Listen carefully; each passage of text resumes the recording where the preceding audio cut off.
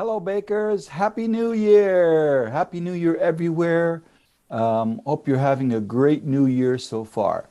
My name's Mark Floerke. I am the podcast host of Bacon Science podcast on bakerpedia.com. And this is your Wisdom Wednesday for January 12th. Today, I'm going to take a break from my Wisdom Wednesday spreadsheets a little bit, but I want to continue speaking on the theme of product development and some of the things about objectives and direction and things like that is some things that I've been recently working with. This has sometimes come up in some situations. We want to be sure you keep on track of what it is you're working on, what the original intent of everything is, and so on. So one of the ways that I like to do that is I keep a lab notebook. Now, whether you do that as a electronic notebook on your tablet or computer, or if you have pen and paper, a book that you with in pages and things like that, either one works.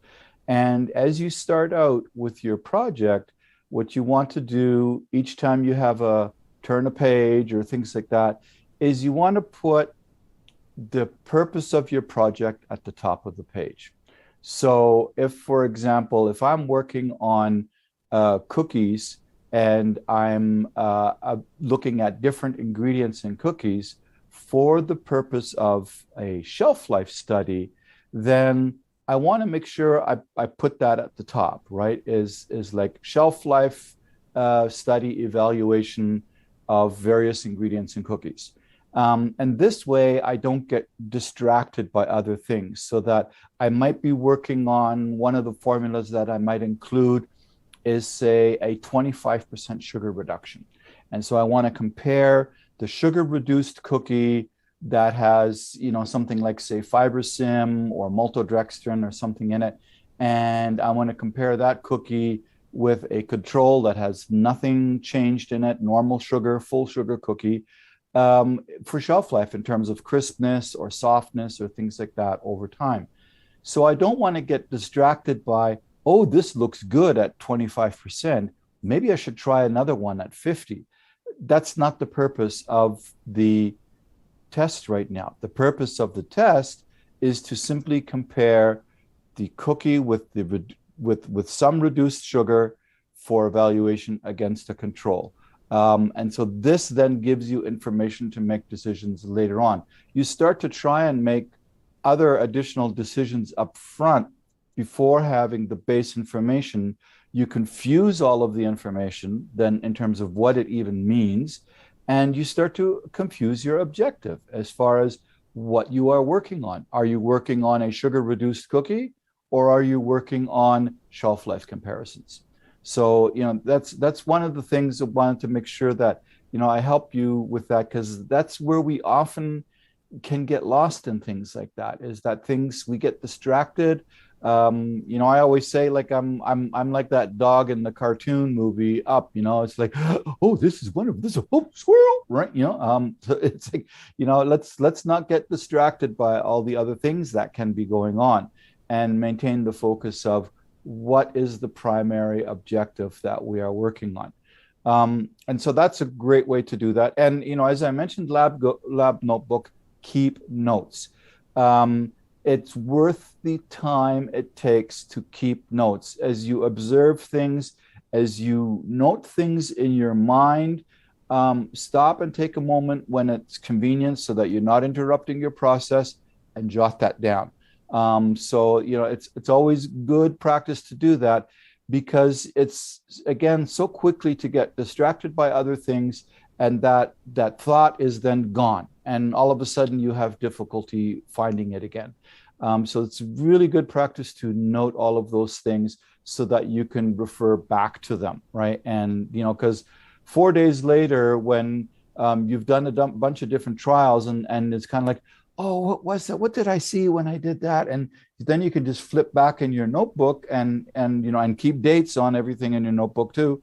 And then you could see, oh yeah, that's what it was. I noticed that this, and that now I can I can take that and I can transfer that knowledge over into this situation and combine those two pieces of information. And now I have more information to work with as far as moving forward with my objectives.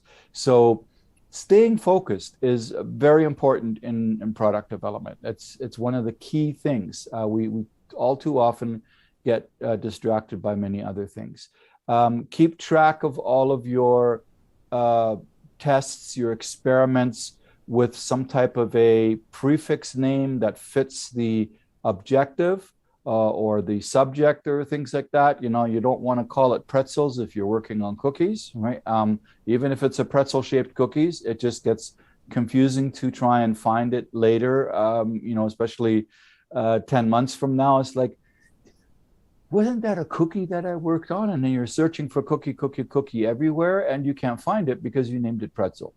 So be sure to name it appropriately, and keep track of your trial numbers. There's no shame in keep going up with the numbers. When I work with things, I generally work with a two-digit number because it's rare that I get over 99.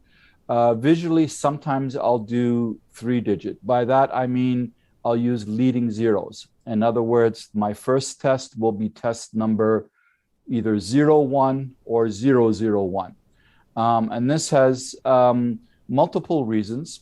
One of the things is that it just visually looks better on a presentation or things like that. It keeps things the same length so that when you go from single digit to double digit, it doesn't now increase in length on, you say, if you're doing a report in a presentation or something like that. One of the most important things for doing that, especially when you're naming files that you are saving, is that the computer sees numbers differently than we do as rational human beings. And by that, I mean, the computer will look to the leading zeros as values, whereas without a leading zero, there isn't a value ahead of it. And so that when you're saving things in a file and you number them 1, 2, 3, 4, 5, 6, 7, 8, 9, 10, 11, 12, 13, 14, 15, for example, what the computer will see is 1, 1, 0. 1, 2, 1, 3, 1, 4, 1, 5. So you follow, it'll see it as not as 15, but as a 1 and a 5. So if you use leading zeros, then it'll place them all in the correct order and as 0, 1, and then 1, 0 for 10, and so on, right? So you can also see with two leading zeros, if you have a number like 10, you still have a 0 in front of it. It just, to me, visually looks more similar that way, that everything has a kind of a 0 in front of it. And you definitely, I really hope you never get up to 1,000 projects on 1,000 tests on the same project. I mean, or maybe you're the next Thomas Edison, who knows? Because it is said that it took him 1,000 experiments until he discovered the right filament to invent the light bulb. And it is said that he did not fail 1,000 times. He merely learned new things 1,000 times until he achieved the right goal and learned what was not the right filament. So that's one way to look at experiments too. They're not failures, they're opportunities to learn from them. And keep in mind with that, when you're experimenting and making changes, don't make a whole bunch of changes all at once. Don't increase liquid and add emulsifier and change sugars and add a modified starch and things like that. Then you don't know what affected the result. Is it all of them? Is it one more than the other? Make the changes singularly, even if you know it's going to fail by putting in too much water without an emulsifier and some modified starch. Do that anyway as part of your progression so that you make 3 tests that day. You make 1 with the increased water, 1 with the increased water and the monodiglycerides or whatever your emulsifier is, and then one with the increased water, the emulsifier, and the modified starch for thickening. Then you can see the direct result of each ingredient as it affects the formula as you're building it.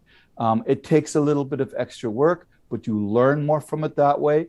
And then you are more able to make what people refer to as educated guesses, because educated guesses in that respect are based on experiential knowledge of having done this before and being aware that when you add this much modified starch, this is the end result you're going to expect. And so then if you go within the norms of your referential experience knowledge, you can skip a step sometimes, right? But you have to be aware that, stay within those reference norms of what you have experienced. If you've only experienced adding modified starch at 0.3 and 0.5, don't go adding 1% and think what's going to happen, because at that point you don't. You need to try that separately to see if it thickens too much or enough, and so on. So that's my Wisdom Wednesday for you today. I hope you have found that informative, and look forward to seeing you all in the next one. And we have lots of super interesting stuff lined up for this year. Great to see so many people signing up for the Academy. If you haven't already, go to bakerpedia.com/academy and sign up. It's free. You can sign up for the Academy for free. And then there's lots of great free seminars and courses that you can take, as well as the bite-sized certificate courses that are only $150 a piece. And they're great that you can tailor them to your career and your career objectives. Again, staying focused, right? You don't want to have to go learning all about flour milling if you're not using flour, right? Okay. So that's one of the things. So have a great new year, everyone. I'm Mark Floerke, Bakerpedia's Baked in Science podcast host. Have a great Wednesday.